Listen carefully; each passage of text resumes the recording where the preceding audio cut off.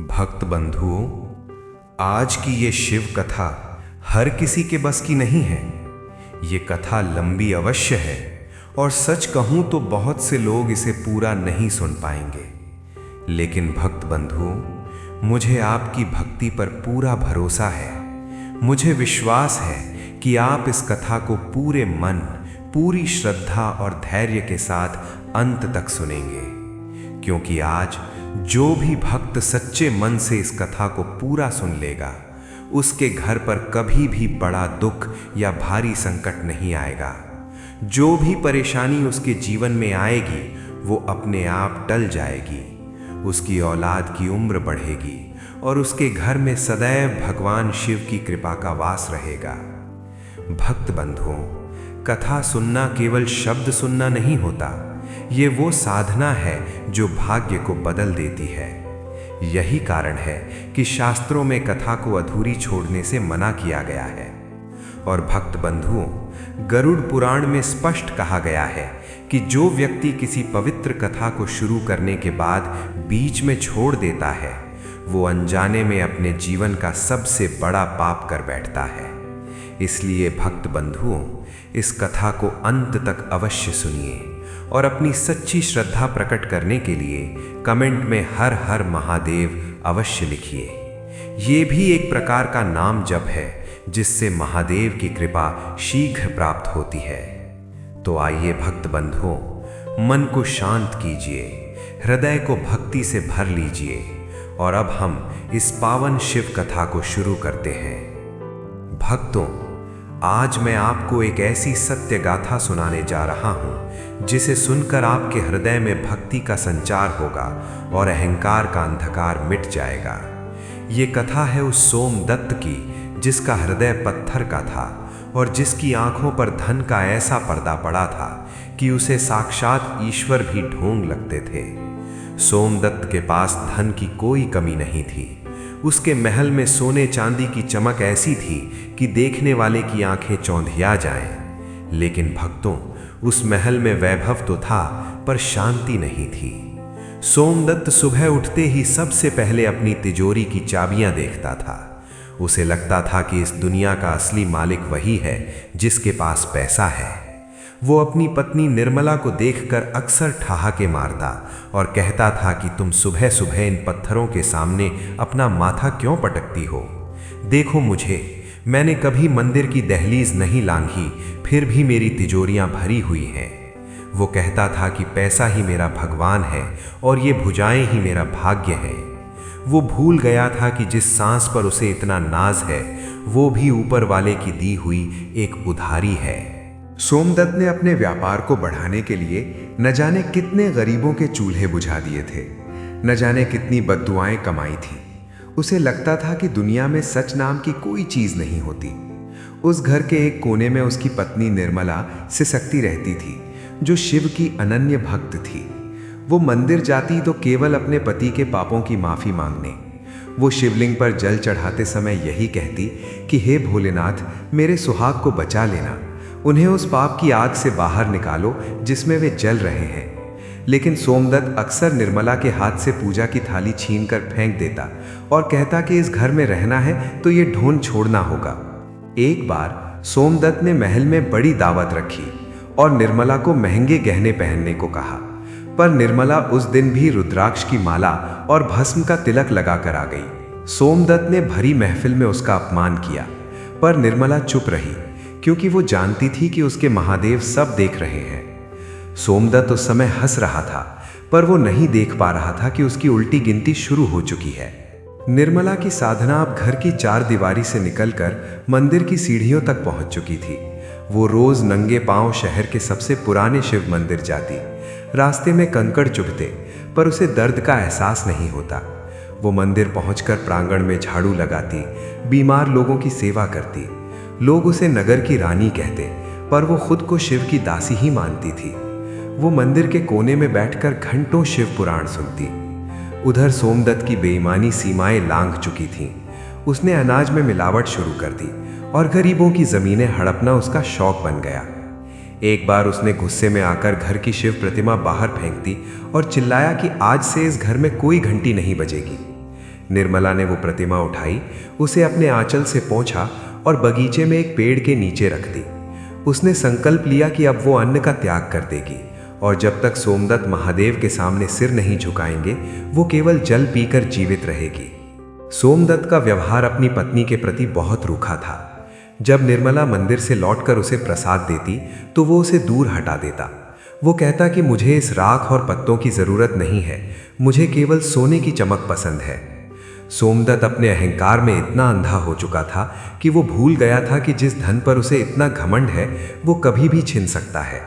उसने व्यापार में सफलता पाने के लिए कई बार झूठ बोला, लोगों को धोखा दिया और गरीबों का हक मारा। उसे लगता था कि पैसा ही सबसे बड़ी शक्ति है और पैसे के दम पर वो किसी को भी खरीद सकता है। उसके पास महल जैसा घर था, नौकर चाकर थे, लेकिन उस घर में वो खुशी नहीं थी जो एक भक्त के घर में होती है। निर्मला अपने पति के इस व्यवहार से बहुत दुखी रहती थी, लेकिन उसने कभी पलटकर जवाब नहीं दिया। वो मंदिर में शिवलिंग के सामने बैठकर बस यही प्रार्थना करती कि हे भोलेनाथ, मेरे पति को सद्बुद्धि देना, उन्हें वो प्रकाश दिखाना जिससे वे जान सके कि असली धन क्या है। निर्मला की श्रद्धा अटूट थी। उसे विश्वास था कि एक ना एक दिन महादेव उसकी पुकार जरूर सुनेंगे। सोमदत्त के घर में जहां एक तरफ तिजोरियों के खुलने और बंद होने की आवाजें आती थीं, वहीं दूसरी तरफ निर्मला के कमरे से ओम नमः शिवाय का धीमा स्वर सुनाई देता था। ये दो अलग अलग दुनिया एक ही छत के नीचे रह रही थीं। नगर के लोग सोमदत्त की अमीरी से जलते थे और उससे डरते भी थे, क्योंकि वह बहुत शक्तिशाली था, लेकिन कोई भी उसे दिल से सम्मान नहीं देता था। सोमदत्त को इससे कोई फर्क नहीं पड़ता था। वह अपनी ऊंची हवेली की बालकनी में खड़ा होकर जब नीचे देखता तो उसे सब लोग चींटियों के समान छोटे दिखाई देते थे। उसे लगता था कि वो इस नगर का भगवान है। उसके मन में ये विचार घर कर गया था कि उसे किसी की जरूरत नहीं है, यहाँ तक कि ईश्वर की भी नहीं। वह अक्सर कहता कि ये मंदिर और मूर्तियां केवल मन का वहम है, असली भगवान तो तिजोरी में रखा सोना है। भक्तों, सोमदत्त का यह अहंकार उसे विनाश की ओर ले जा रहा था, लेकिन वो इससे पूरी तरह अनजान था। उसे लग रहा था कि उसका स्वास्थ्य और उसकी संपत्ति हमेशा उसके साथ रहेगी। वह निर्मला की बातों को हंसी में उड़ा देता जब वह कहती कि समय कभी भी बदल सकता है। सोमदत्त के जीवन में धर्म का कोई स्थान नहीं था, लेकिन पाप का घड़ा धीरे धीरे भर रहा था।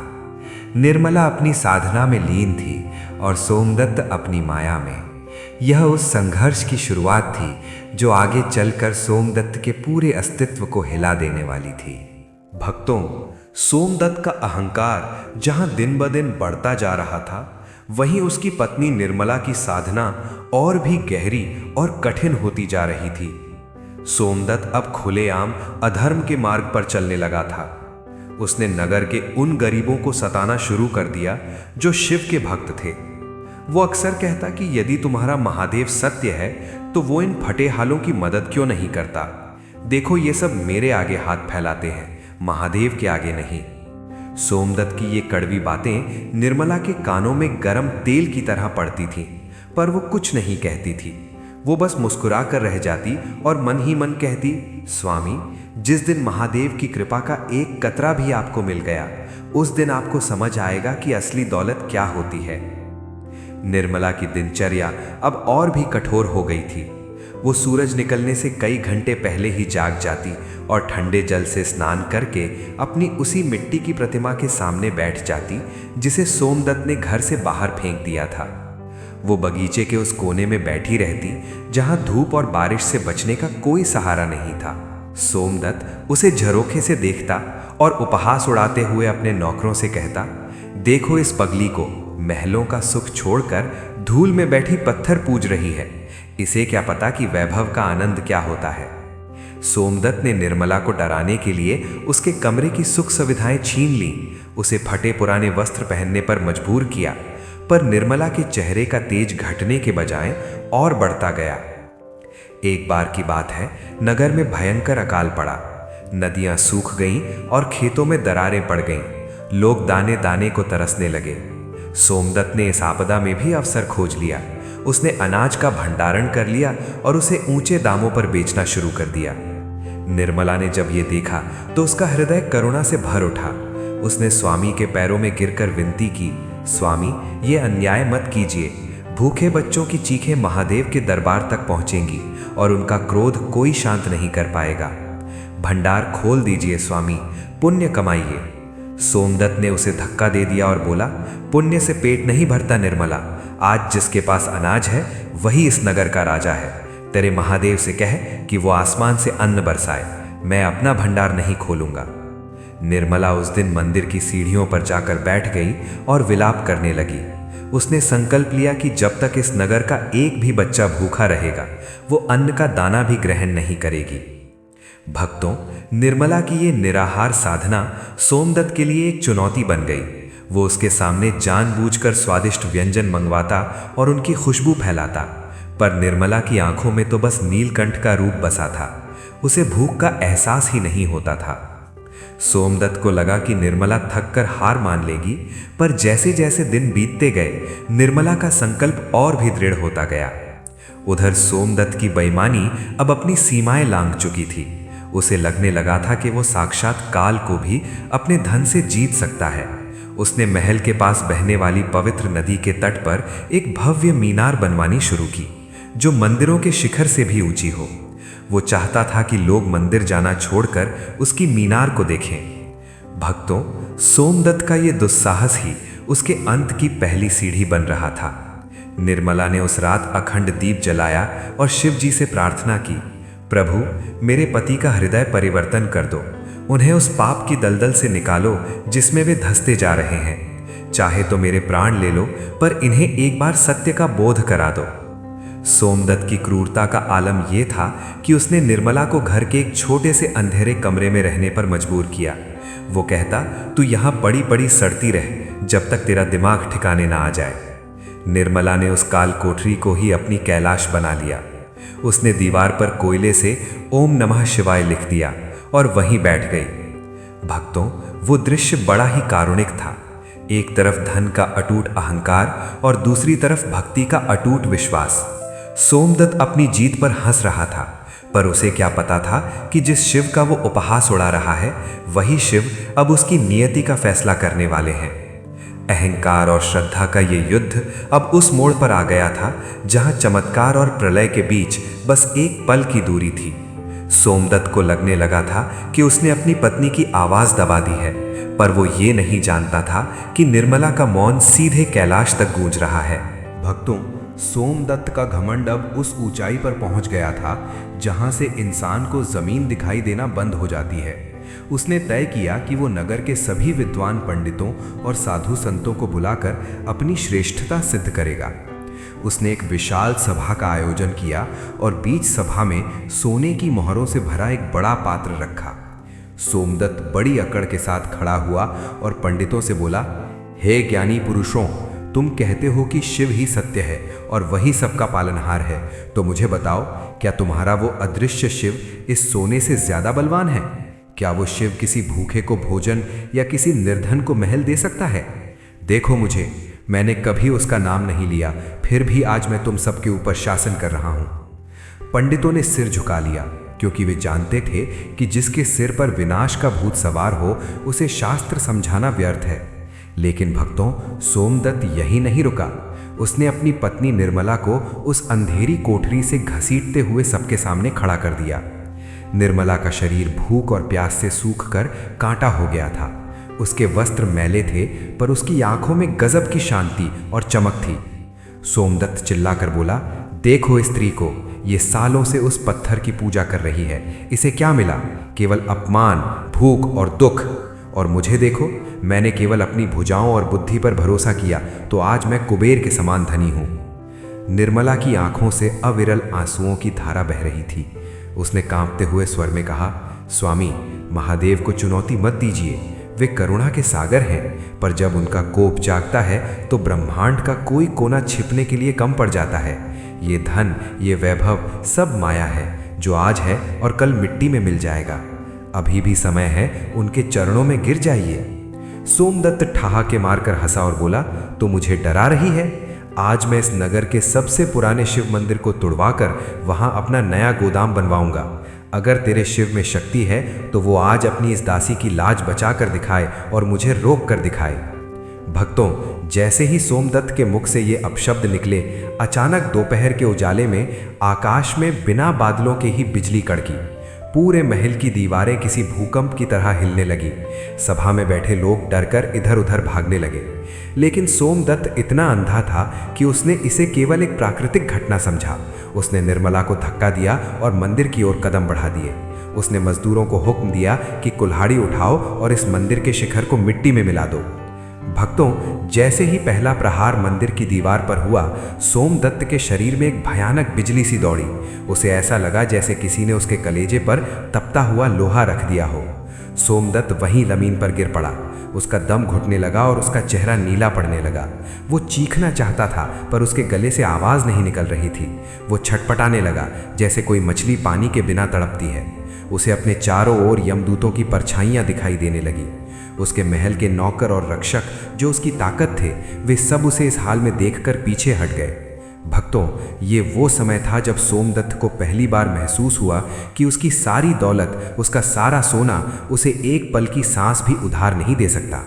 उधर निर्मला अपने पति की ये दशा देखकर मंदिर के गर्भगृह की ओर दौड़ी। उसने शिवलिंग को अपनी बाहों में भर लिया और फूट फूट कर रोने लगी। उसने प्रार्थना की, हे भोलेनाथ, मेरे सुहाग को क्षमा कर दो। वे अज्ञानी हैं, वे नहीं जानते कि वे क्या कर रहे हैं। इनके अपराधों का दंड मुझे दे दो प्रभु, पर इनका जीवन बख्श दो। भक्तों, निर्मला की वो पुकार इतनी सच्ची थी कि मंदिर की मूर्तियों से भी जैसे करुणा बरसने लगी। सोमदत्त की सांसें तो बच गईं, पर महादेव ने उसे एक ऐसी शिक्षा देने का निश्चय किया जिसे वो जीवन भर न भूल सके। सोमदत्त अब मौत के मुंह से तो बाहर आ गया था, पर उसके शरीर पर वो भयानक व्याधि शुरू हो गई थी जिसकी कल्पना मात्र से रोंगटे खड़े हो जाते हैं। उसका वो सुंदर शरीर जिस पर वो गर्व करता था, अब धीरे धीरे गलने की कगार पर था। अहंकार का महल अब ढहने लगा था और साक्षात शिव की लीला का असली खेल अब शुरू होने वाला था। भक्तों, सोमदत्त को मंदिर की चौखट पर जो झटका लगा था, उसे उसने अपनी शारीरिक कमजोरी समझकर टालने की कोशिश की, पर नियति का लेखा जोखा तो अब शुरू हुआ था।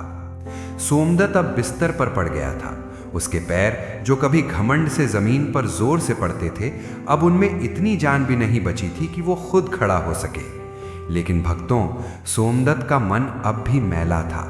उसने सोचा कि यदि वो अपने धन का प्रदर्शन बढ़ा देगा तो यह बीमारी खुद ब खुद भाग जाएगी। उसने देश विदेश के सबसे बड़े वैद्यों को स्वर्ण मुद्राएं देकर बुलवाया। महल में औषधियों के अंबार लग गए, पर सोमदत्त के शरीर की जलन कम होने का नाम नहीं ले रही थी।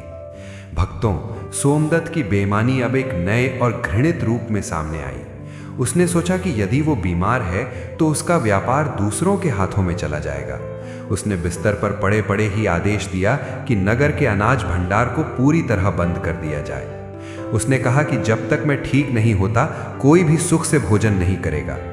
उसने गरीबों की बस्ती में जाने वाले पानी के स्रोतों को रुकवा दिया।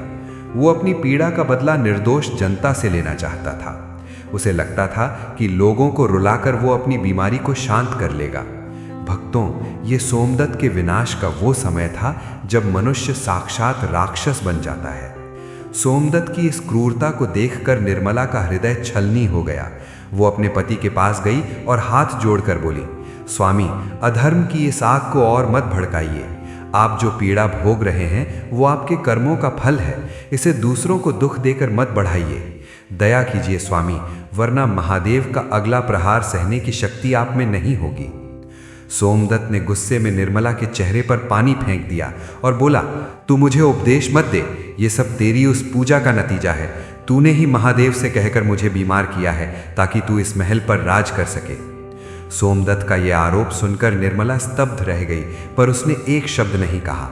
वो बस चुपचाप बाहर आई और उसने अपनी बची खुची गहनों की पोटली निकाली और चुपके से गरीबों में अनाज बांटने के लिए भेज दी। उधर सोमदत्त की बीमारी ने अब एक भयानक रूप ले लिया था। उसके शरीर पर बड़े बड़े छाले पड़ने लगे थे, जिनमें से असहनीय दुर्गंध आती थी। जो नौकर कल तक उसके तलवे चाटते थे, अब वे उसके कमरे में आने से भी डरने लगे थे। सोमदत्त अपनी मखमली सेज पर लेटा रहता और उसे ऐसा महसूस होता जैसे हजारों बिच्छू एक साथ उसे डंक मार रहे हों। वो रात भर सोना, मेरी तिजोरी, मेरी चाबी चिल्लाता रहता। भक्तों, सोमदत्त को अब दिन में भी डरावनी परछाइयां दिखाई देने लगी थी। उसे ऐसा लगता जैसे वे गरीब लोग जिन्हें उसने सताया था उसकी छाती पर बैठकर उसका मांस नोच रहे हैं। एक रात सोमदत्त ने देखा कि उसके कमरे की दीवारें अचानक खून की तरह लाल हो गई हैं। उसने डर कर निर्मला को पुकारा। निर्मला दौड़ती हुई आई, पर सोमदत्त को कमरे के एक कोने में साक्षात काल का दूत खड़ा दिखाई दिया। वो दूत हाथ में एक जलता हुआ पाश लिए सोमदत्त की ओर बढ़ रहा था। सोमदत्त चीख पड़ा, निर्मला मुझे बचाओ, वो देखो, वो मुझे ले जाने आया है। निर्मला ने तुरंत गंगा जल की कुछ बूंदें सोमदत्त पर छिड़की और महामृत्युंजय मंत्र का जोर जोर से पाठ करने लगी। भक्तों, मंत्र की शक्ति से वो काली छाया धीरे धीरे ओझल हो गई, पर सोमदत्त की हालत और भी खराब हो गई। सोमदत्त अब पूरी तरह असहाय था। उसकी बेईमानी से कमाया हुआ धन अब उसके काम नहीं आ रहा था, क्योंकि कोई भी वैद्य अब उसका इलाज करने को तैयार नहीं था।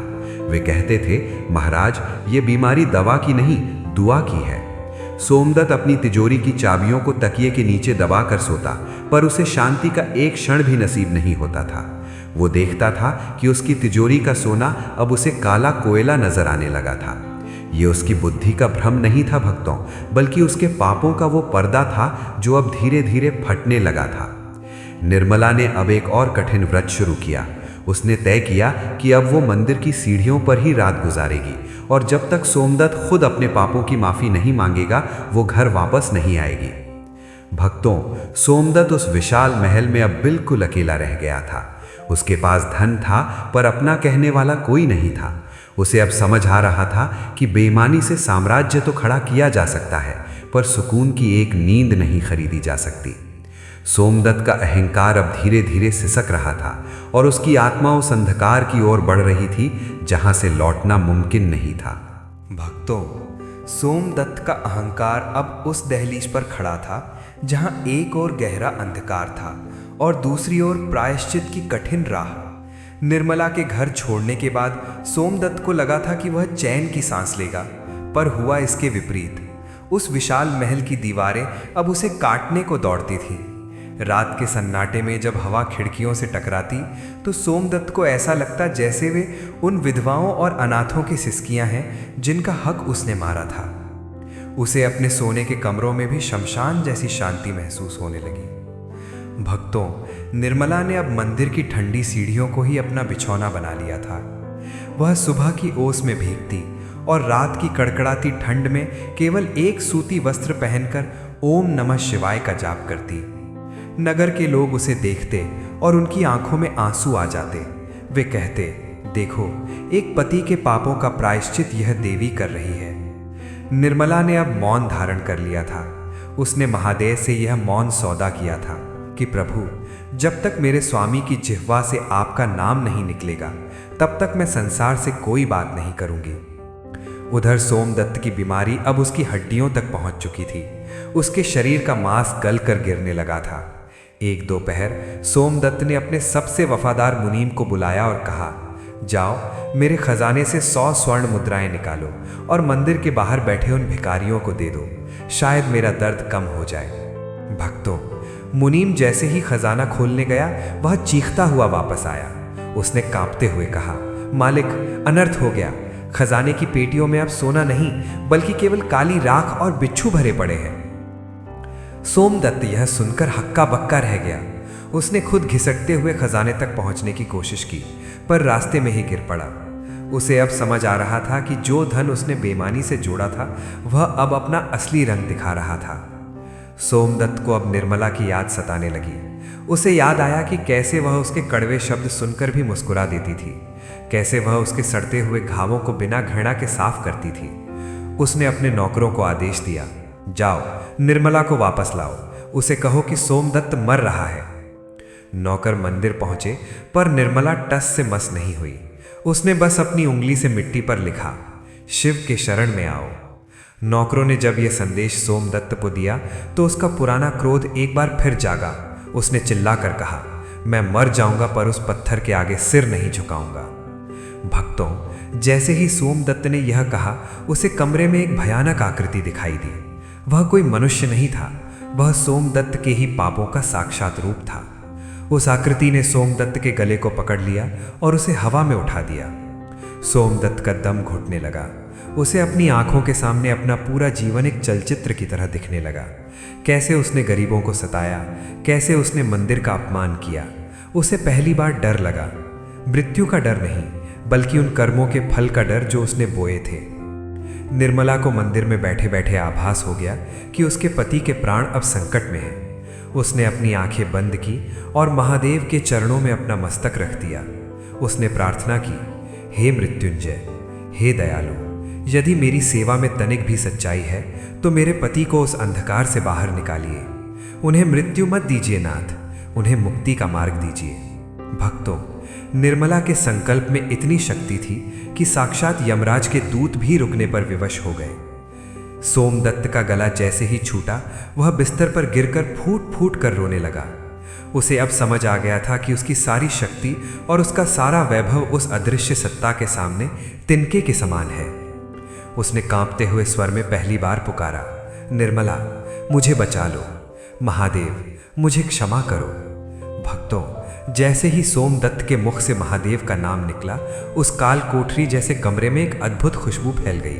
भक्तों, सोमदत्त की वो पुकार केवल उसके कंठ से नहीं, बल्कि उसकी आत्मा की गहराइयों से निकली थी। जैसे ही उसने महादेव का नाम लिया, उसे ऐसा अनुभव हुआ जैसे उसके शरीर के भीतर धधक रही आग पर किसी ने शीतल जल की बूंदें डाल दी हों। लेकिन पापों का हिसाब इतना आसान नहीं होता। सोमदत्त के भीतर का अहंकार अभी पूरी तरह नहीं मरा था। वो केवल मृत्यु के डर से झुक रहा था। महादेव तो अंतर्यामी है। वे जानते थे कि सोमदत्त का ये समर्पण अभी कच्चा है, इसीलिए उसके शरीर की व्याधि अभी पूरी तरह शांत नहीं हुई। अगली सुबह निर्मला मंदिर से वापस महल आई। जब उसने सोमदत्त के कमरे में प्रवेश किया तो उसकी आंखों में करुणा के आंसू थे। सोमदत्त ने जैसे ही निर्मला को देखा, उसने अपना हाथ उसकी ओर फैलाया। सोमदत्त की आवाज भरभरा गई थी। उसने कहा, निर्मला, मुझे मंदिर ले चलो, मुझे उस पत्थर के पास ले चलो जिसे मैंने कभी ढूंढ कहा था। अब मुझसे ये महल का सन्नाटा बर्दाश्त नहीं होता। निर्मला ने बिना कुछ कहे सोमदत्त को सहारा दिया। कल तक जो सोमदत्त पालकी और हाथी पर निकलता था, आज वो अपनी पत्नी के कंधे का सहारा लेकर लंगड़ाते हुए मंदिर की ओर चल पड़ा। नगर के लोग ये देखकर दंग रह गए। जिस सोमदत्त के आगे से लोग रास्ता छोड़ देते थे, आज उसे फटे हाल स्थिति में देखकर कुछ लोग हंसे तो कुछ को तरस आया। सोमदत्त का गल चुका शरीर और उससे आती दुर्गंध लोगों को दूर भागने पर मजबूर कर रही थी। सोमदत्त को पहली बार एहसास हुआ कि जब इंसान के पास कुछ नहीं बचता तो केवल उसके कर्म और ईश्वर का नाम ही साथ देते हैं। मंदिर की सीढ़ियां चढ़ना उसके लिए पहाड़ चढ़ने जैसा था। हर सीढ़ी पर उसे अपने किए हुए एक एक पाप की याद आ रही थी। वो बार बार गिरता, पर निर्मला उसे संभाल लेती। जैसे ही वे मंदिर के गर्भगृह के द्वार पर पहुंचे, सोमदत्त को अचानक वहां एक दिव्य प्रकाश दिखाई दिया। उसे लगा जैसे साक्षात नंदी उसे भीतर बुला रहे हैं। सोमदत्त ने शिवलिंग के सामने दंडवत प्रणाम किया। वो घंटों वहीं पड़ा रहा और अपनी आंखों के आंसुओं से मंदिर की मिट्टी को भिगोता रहा। उसने वहां किसी धन की मांग नहीं की, उसने स्वस्थ होने का वरदान भी नहीं मांगा। उसने बस इतना कहा, हे भोलेनाथ, मैंने अपनी पूरी जिंदगी धूल बटोरने में गुजार दी और सोने को भगवान मान लिया। आज मुझे समझ आया कि असली सोना तो आपके चरणों की ये धूल है। मुझे माफ कर दो प्रभु। भक्तों, सोमदत्त के सच्चे पश्चाताप ने प्रकृति में हलचल मचा दी। मंदिर के पुजारी, जो पहले सोमदत्त के नाम से कांपते थे, वे भी पास आकर खड़े हो गए। अचानक आकाश से बारिश की कुछ बूंदें सोमदत्त के शरीर पर गिरी। वे बूंदें नहीं थीं, वे महादेव का आशीर्वाद था। सोमदत्त को महसूस हुआ कि उसके छालों की जलन धीरे धीरे कम हो रही है। लेकिन असली परीक्षा अब शुरू होने वाली थी। महादेव ने सोमदत्त के कानों में एक मौन संदेश दिया, सोमदत्त, यदि तू सच में बदल गया है तो तुझे वो सब कुछ छोड़ना होगा जिसे तूने बेईमानी से पाया है। सोमदत्त ने उसी क्षण संकल्प लिया। उसने मंदिर के प्रांगण में खड़े होकर घोषणा की, नगरवासियों, आज से सोमदत्त का कुछ भी नहीं है। ये महल, ये धन, ये अनाज सब महादेव का है। मुनीम जी, तिजोरियां खोल दीजिए। जिसे मैंने सताया है वो आए और अपना हक ले जाए। भक्तों, ये सुनकर पूरे नगर में शोर मच गया। कुछ लोग इसे सोमदत्त का नया नाटक समझ रहे थे, पर निर्मला जानती थी कि उसके महादेव ने पत्थर को पिघला दिया है। सोमदत्त ने अपनी कीमती रेशमी चादर उतारकर फेंक दी और एक साधारण सूती वस्त्र धारण कर लिया। उसने मंदिर के कोने में एक छोटी सी जगह चुनी और वहीं बैठकर शिव की भक्ति करने का निर्णय लिया। भक्तों, सोमदत्त का वो वैभवशाली महल अब एक धर्मशाला बनने जा रहा था और उसका अहंकार अब भस्म होने वाला था। भक्तों, सोमदत्त का पश्चाताप अब केवल शब्दों तक सीमित नहीं था, बल्कि वो उसके कर्मों में उतरने लगा था। वो महल जो कभी अहंकार का गढ़ था, अब सेवा का केंद्र बन चुका था। सोमदत्त ने अपनी सारी संपत्ति दान करने का आदेश तो दे दिया था, पर भक्तों, असली त्याग तब होता है जब मनुष्य के पास खोने के लिए कुछ न बचे और फिर भी उसके मन में मलाल न हो। सोमदत्त अब मंदिर के एक छोटे से कोने में रहने लगा था। वो व्यक्ति जिसके इशारों पर हजारों नौकर नाचते थे, आज वो खुद मंदिर की सीढ़ियों पर झाड़ू लगाता और भक्तों के जूठे पत्तल उठाता था। सोमदत्त की देह अभी भी पूरी तरह स्वस्थ नहीं हुई थी, पर उसके मन की व्याधि शांत हो चुकी थी। निर्मला उसके साथ साय की तरह रहती थी। एक दिन सोमदत्त ने निर्मला से कहा, निर्मला, मुझे लगता है कि अभी भी मेरे भीतर कुछ अधूरा है।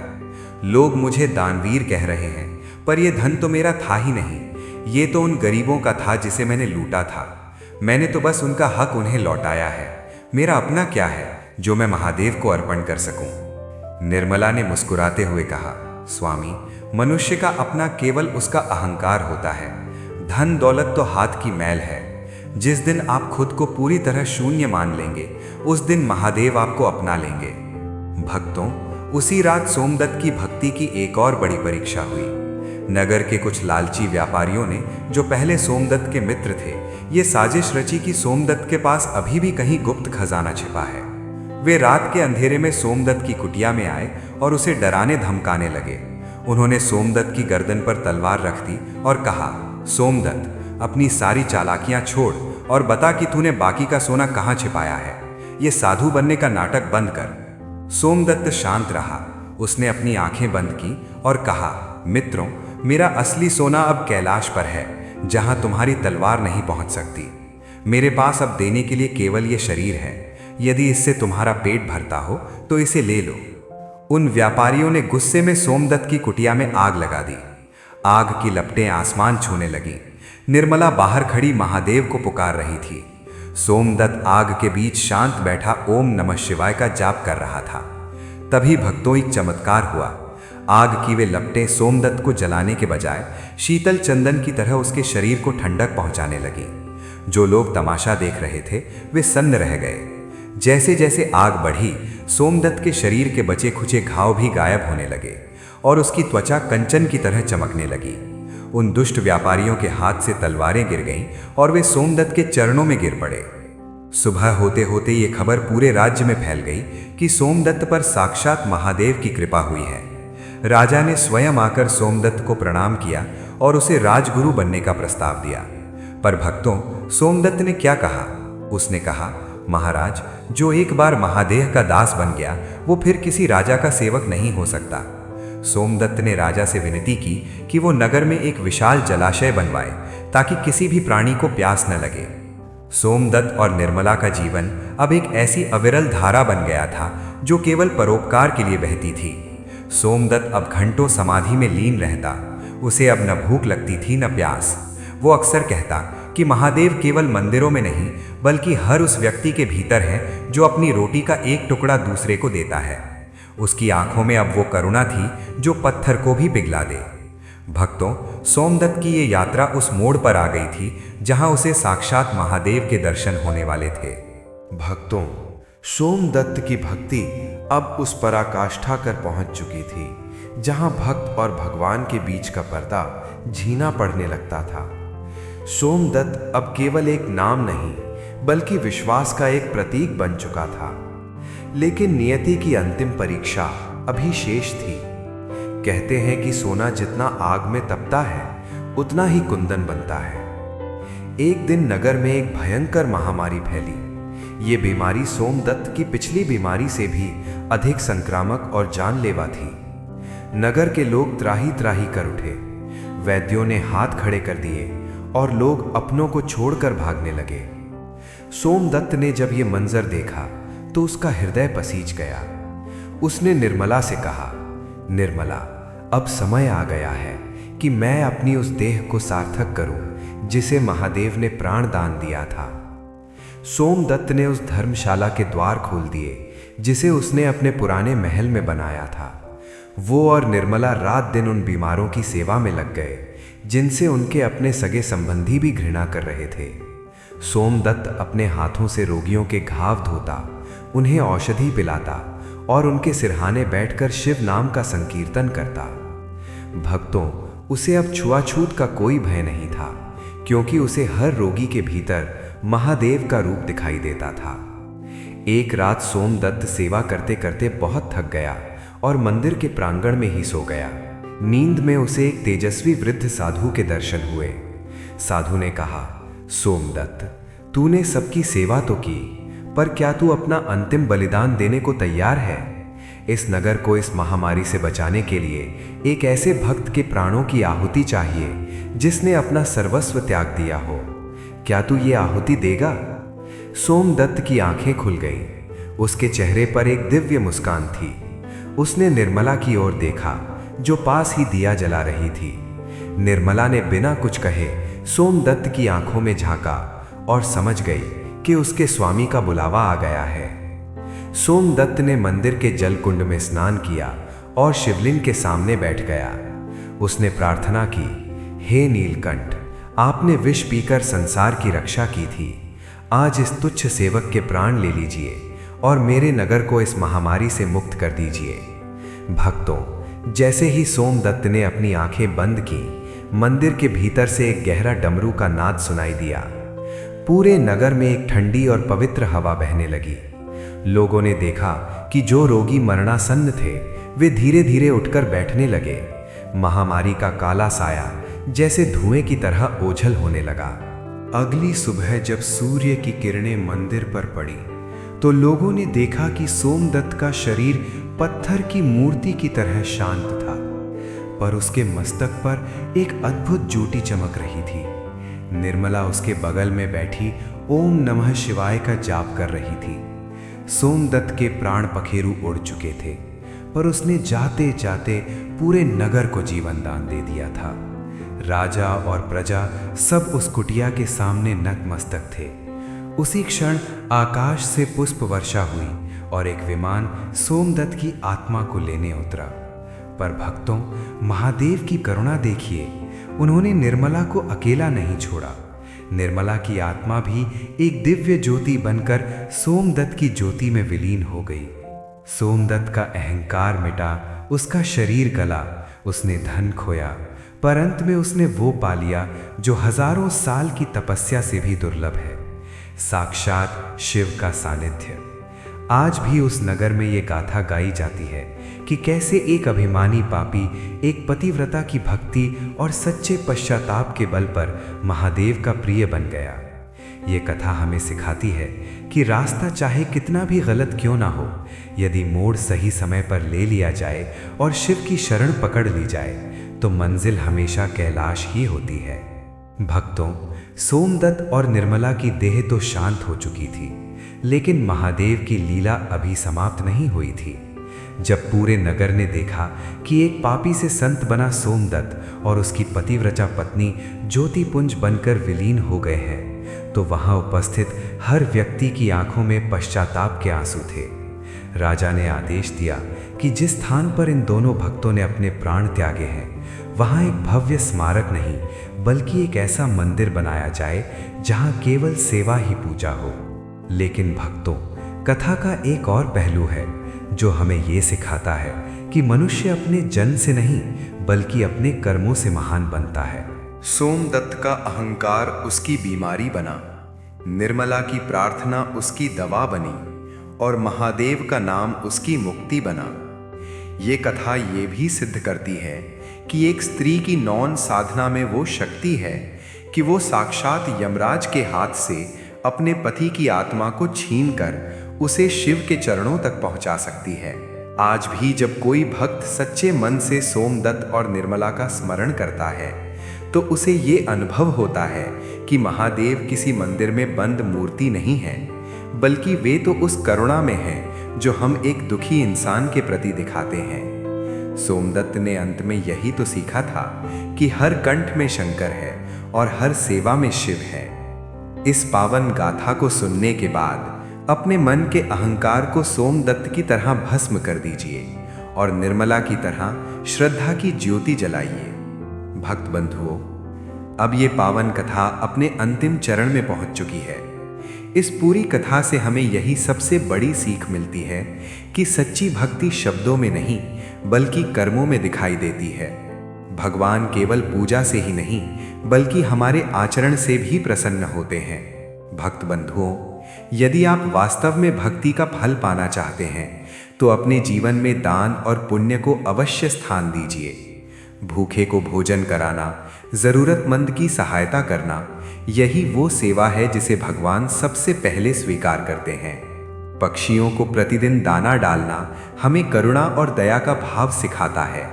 जब हम निस्वार्थ भाव से इन निरीह जीवों का ध्यान रखते हैं तो हमारे जीवन से भी अशांति और नकारात्मकता दूर होने लगती है। और भक्त बंधुओं, गाय को रोटी देना केवल एक परंपरा नहीं बल्कि ये पुण्य का महान कार्य है। गाय में समस्त देवताओं का वास माना गया है।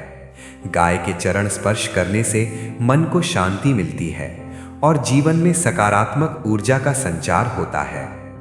इस कथा का सार यही है कि जो भक्त दान, सेवा, करुणा और नाम जप को अपने जीवन का हिस्सा बना लेता है उसके घर में स्वयं भगवान का वास हो जाता है।